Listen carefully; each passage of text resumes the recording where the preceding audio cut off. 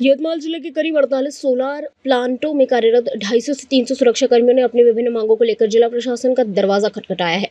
सुरक्षा कर्मियों का आरोप है कि कंपनी की ओर से वेतन में कटौती की जा रही है, समय पर वेतन नहीं दिया जाता, नियुक्त पत्र तथा वेतन पर्ची जैसी मूलभूत सुविधाएं भी उपलब्ध नहीं कराई जा रही। इस संबंध में कर्मचारियों ने जिलाधिकारी को ज्ञापन सौंपकर मामले की जांच और जिम्मेदारी पर कार्रवाई की मांग की है। सुरक्षा कर्मियों का कहना है कि लंबे समय से उनकी समस्याओं की अनदेखी की जा रही है, जिससे कर्मचारियों में भारी नाराजगी है। ज्ञापन में साफ चेतावनी दी गई है कि यदि अगले 10 दिनों में भीतर उनकी मांगों पर सकारात्मक निर्णय नहीं लिया गया तो जिले में सभी सुरक्षाकर्मी एकजुट होकर काम बंद आंदोलन शुरू कर देंगे। तर आम्ही आवादा कंपनीमध्ये अर्माप्रो कंपनी अंतर्गत आम्ही सिक्युरिटी गार्ड म्हणून 2 वर्षापासून कार्यरत आहोत. आमच्या वेतनाच्या समस्या आणि वेतन कपातच्या समस्या आणि जॉईनिंग लेटरच्या समस्या या संदर्भात आम्ही कलेक्टर साहेबाला 2 वेळा निवेदन दिलं. कलेक्टर साहेबांनी आणि त्या प्रशासनाने आमचं म्हणणं ऐकलं. निर्णय झाला होता, पण त्यांनी आता निर्णय म्हणजे फेरविचार करावा असं म्हणून त्यांनी सांगितलं. तरी पण त्यांनी आता उडवाउडवीची उत्तर देत आहे.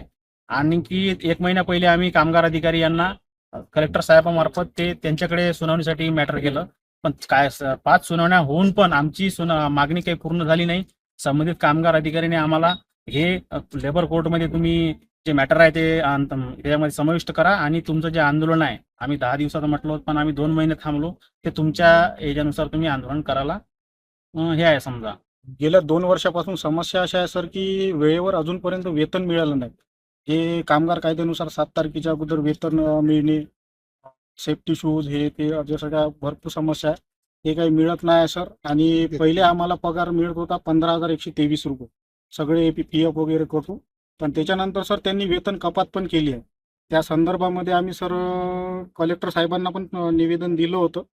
गेल्या 1-1.5 महिन्या अगोदर निवेदन दिलं. त्यांनी तोडगा काढला होता, पण त्या तोडग्याची अंमलबजावणी त्यांच्या केली नाही सर.